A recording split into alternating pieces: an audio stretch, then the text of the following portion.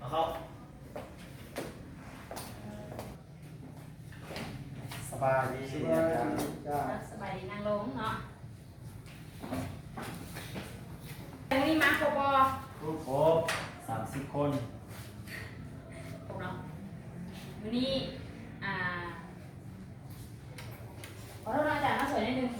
เพราะว่าตอนเศร้าที่รถติดเศร้าไปส่งที่บุกเบียสมองแรกเป็นหูชื่อบอลยังฮอดขอบนี้เท่าไหร่ จือ ครบ แล้วก็โซงจำหนึ่งจำสอง สองเกมหนึ่งเกมสองเนาะ นี่ได้ภายในโรงเรียน จุดมุ่งหมายของการเรียนภายในโรงเรียนเอาชื่อได้บอกเข้ามาจุดมุ่งหมายของการเรียนภายในโรงเรียนผู้ใดชื่อได้เข้ามาทำมาได้ เนี่ยอาจารย์เขาตอบ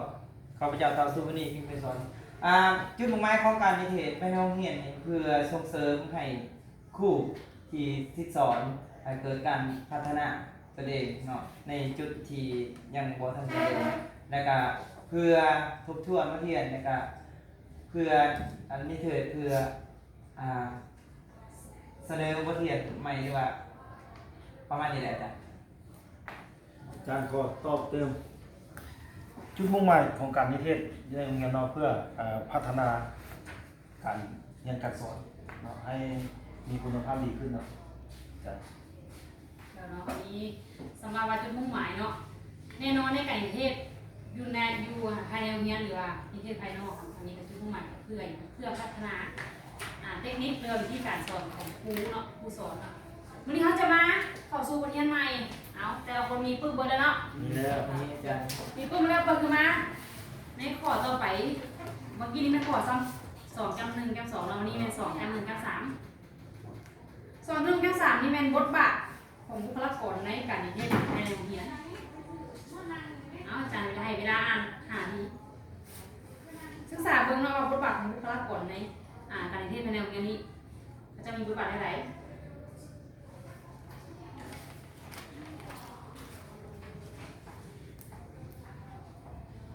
ผมมาเขียนใส่กระดาษหัวข้อที่มันหัวข้อมันหัวข้อเสียง อย่างเกิดมาบทันสมัยที่ต้องกินนมสูงบุคลากรนะ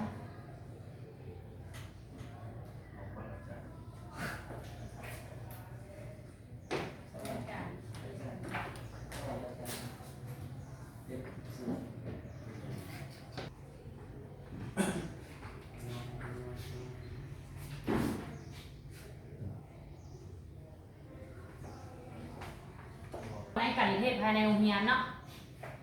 เอาเบิ่งกันมาบุคลากร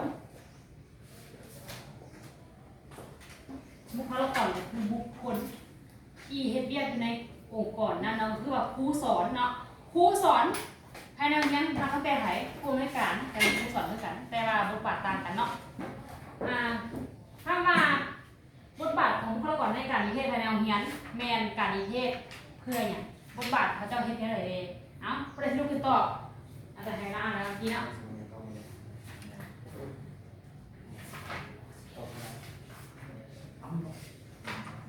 ก็ตอบอาจารย์บทบาทของบุคลากรในการนิเทศในโรงเรียนนี้เนาะคำว่าบุคลากรก็เป็นบุคคลที่เกี่ยวข้องในการนิเทศเนาะหมายถึงทางภายในโรงเรียนอาจจะมีคณะบริการผู้ที่สอบในงานวิชาการเนาะหรือว่าคณะวิชาการและกับคณะจุวิชาที่เกี่ยวข้องรวมทั้งครูที่ถือนิเทศเนาะว่าจะมีพละบทบาทต่างกันเนาะเฉพาะครูที่ถือนิเทศจะต้องย่อทับฟังและก็ทับคำตำหนิชมข่าว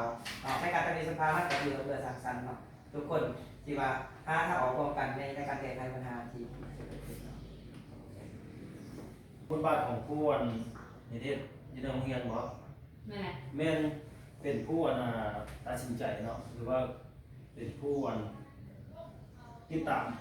ผู้สิสอนเนาะเพิ่มทอนเนาะ เขาตอบอีกตายอันนี้ไปเห็นดีเดี๋ยวสองคนต่อมาหน่อย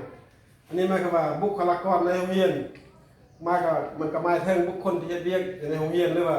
อยู่ในองค์กรอะไรนึงน่ะก็มันบุคลากรด้วยกันแต่ว่าอยู่ในนั้นมันจะมีผู้บังคับบัญชาแล้วก็มีผู้ ไปบังคับบัญชาน่ะเช่นว่าหัวหน้าอยู่ในห้องเรียนมันจะประกอบมีรายตำแหน่งงานน่ะแล้วนี่อิงใส่ตามหน้าที่ตำแหน่ง